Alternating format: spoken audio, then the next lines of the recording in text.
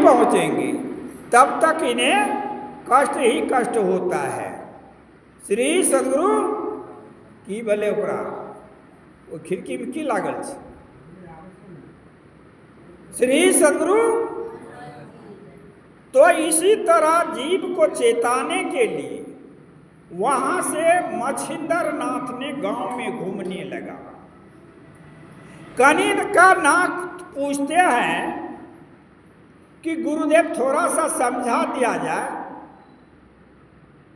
कि नारायण से भी बढ़ करके कोई है। जैसे नारायण शिव जी ने विचार किया और कहा शिव जी नारायण को आप चलिए हम आ रहे हैं, तो इससे भी बढ़ करके कोई और है? कहा हाँ है। कहा नारायण नाम क्यों पड़ा इसका? कहा मैं कह रहा हूं। कहा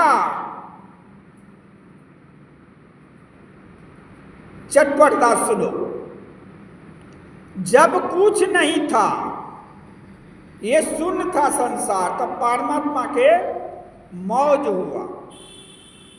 परमात्मा ने शब्द किया, उससे सृष्टि हुआ और सृष्टि करके 17 पुत्र उत्पन्न किया और 17 दीप दिए और 17 पलंग दिए। सब जाकर के जल में तपस्या करने लगा और उसमें से काल निरंजन को इच्छा हुआ हम सृष्टि करें। तो उसने ही जब सृष्टि किया ब्रह्मा विष्णु महेश को अद्या के द्वारा, तो वह अद्या और ब्रह्मा काल निरंजन के द्वारा विष्णु ब्रह्मा और शिव का सृष्टि हुआ। वही विष्णु जल में जो निवास करते थे, जल को नारा भी कहा जाता है, और नारा से ही नारायण हुआ। उसको विष्णु कहिए या नारायण कहिए, बात समझ में आ गया कि वही नारायण का अवतार था मच्छिंदर नाथ। तो मच्छिंदर नाथ आए गांव गांव में घूमने के लिए। गांव में जब घूमने के लिए आया तो एक माई के आंगन गया, तो इन्हें अलख का नारा दिया, कहा भिक्षाम देहि। माता निकल के आई रोती हुई। कहा क्यों रो रही है माँ? बाबा हमें एक भी संतान नहीं है, लोग मुझे बड़ी गाली देता है, सास भी गाली देती है, ननद भी गाली देते हैं, मुझे बांझ नहीं कहते, मरोच नहीं कहता। तो संत दयालु होते हैं। मच्छिंदर नाथ ने अपने झोली से विभूति निकाला और कहा कि लो यह विभूति तू गाय के दूध में घोर करके पी लेना माई, तुम्हें लड़का होगा। 12 वर्ष के बाद मैं आ रहा हूं तुम्हारे यहाँ, मैं लड़का को देखूंगा और उसके बाद कुछ और विचार करूंगा। तो खुशी में तो तभी ले लिए। जब पति आए, पति को कहे तो पति भंगठा दिए, कुछ कुछ कह दिए, वह जा कर के विभूति को फेंक दिया गोबर के ढेरी पर। अब 12 बरस के बाद जब मच्छिंदर नाथ उस माई के आंगन आया, कहा अलख निरंजन भिक्षाम दे। माँ आई आगो। कहा माँ अकेली आई, बच्चा कहाँ है? कहा बाबा हमको बच्चा कहाँ हुआ?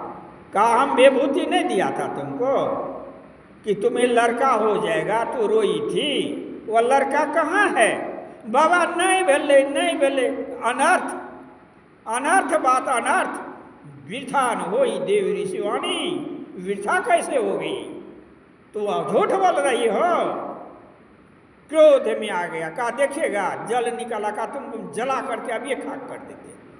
बाबा हम नहीं खेलिए, नहीं खेलिए। काहे न खाई? कहा हमारा पति कुछ कुछ कह दिए, डरा दिए, इसलिए मैंने फेंक दिया। कहा अनर्थ अनर्थ कर दी माँ तुमने, अनर्थ।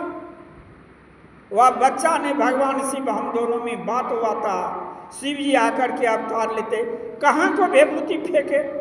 तो कहा गोबर की ढेरी में फेंक दी। अब कहा चलो बताओ, बताया। अब वो आवाज देते हैं गोरख तू कहाँ है? गोबर की ढोरी में कहते गोरख तू कहाँ है? गुरुदेव हम बहुत भीतर में, हमारे ऊपर बहुत मिट्टी है और पृथ्वी माँ हमारी रक्षा कर रहे।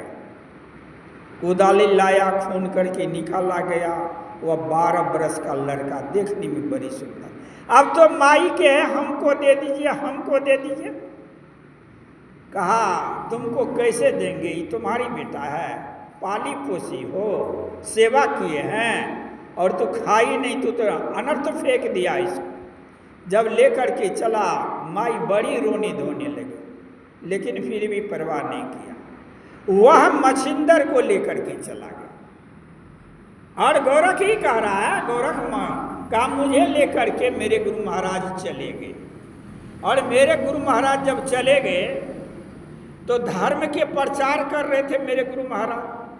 संत महात्मा जो होता है वह जीवों को सदुपदेश देते हैं। श्री सदगुरु महाराज की जय। मैं अब विराम लेता हूँ, समय लगभग हो गया। अब अगले दिन सुनिएगा। लिया।